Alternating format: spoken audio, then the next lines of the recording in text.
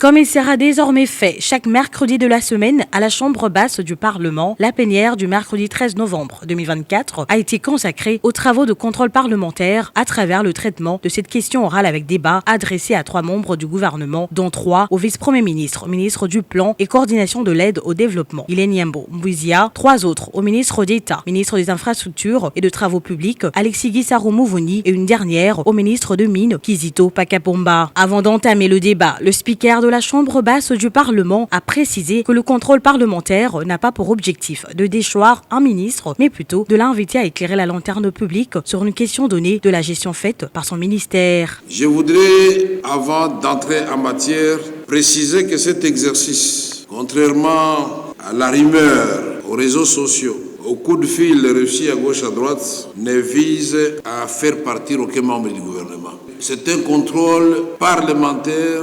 fixé à l'article 188 de notre règlement intérieur. Cet exercice, au contraire, va permettre non seulement aux députés qui ont posé des questions d'être éclairés, mais aussi aux autres membres de l'Assemblée nationale d'être pleinement informés des soucis soulevés par les députés nationaux. Face à la représentation nationale, le ministre du Plan et coordination de l'aide au développement, Guilaine Yambo, venu répondre aux 3 questions orales avec débat, lui adressées par le député nationaux Patrick Omunyomo, Andoulou Nzongo Vincent et Freddy Bondekele Iliki au sujet du taux d'exécution financière et physique du projet de développement de 145 territoires dans les zones victimes de conflits armés, cas du Massissi et dans les provinces de la Mongala et du Maïndombe. Je tiens d'abord à féliciter le président de l'Assemblée, le nôtre, avec son bureau bien sûr, pour avoir programmé nos questions orales avec débat sans complaisance. Quels sont les critères de sélection des agences d'exécution AEL en sigle?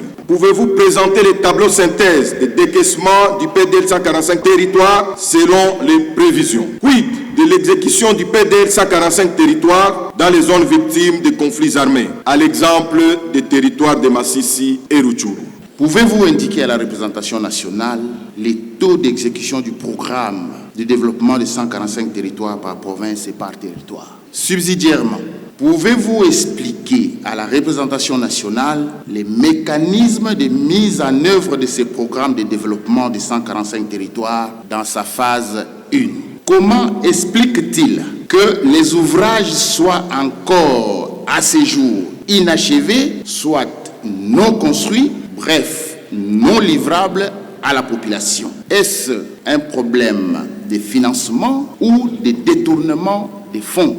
Quel est le niveau d'exécution du PDL 145 territoires en RDC, plus particulièrement dans la province de la Mongala? Pendant plus ou moins 2 ans et demi, combien d'infrastructures scolaires, sanitaires et bâtiments administratifs prévus, à savoir 13 pour Bongandanga, 10 pour Lissala et 8 pour les trésors de Bumba, ont été réalisés et remis aux bénéficiaires? Dans sa réponse, le ministre en charge du plan a évoqué un taux d'exécution financière de 58,49% contre un taux d'exécution physique de 32,48% sur tous les chantiers de la République qui comptent déjà 518 écoles construites sur le 1198 prévus et 59 bâtiments administratifs érigés sur le 145 prévus.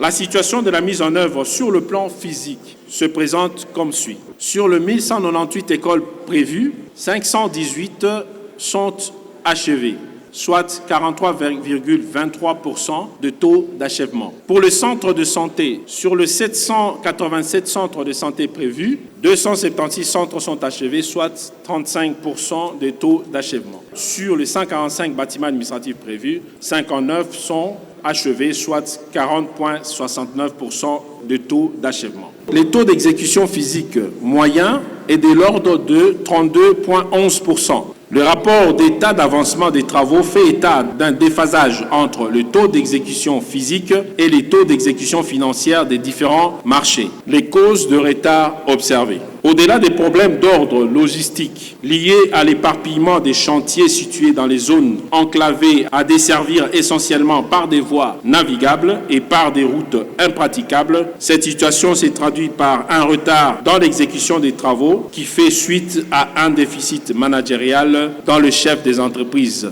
Concernant maintenant la province du Nord Kivu, les deux territoires sont occupés par les forces négatives du M23, comme vous le savez. Parmi les raisons du retard constaté dans l'exécution de travaux du PDL 145 territoires, le ministre Guilain Yambo a évoqué en premier lieu le début tardif de travaux intervenus en 2023, alors que le lancement réel du PDL 145T a eu lieu en 2021. Il a évoqué ensuite la situation sécuritaire précaire dans certains territoires ainsi que le vol de matériaux destinés à ces travaux.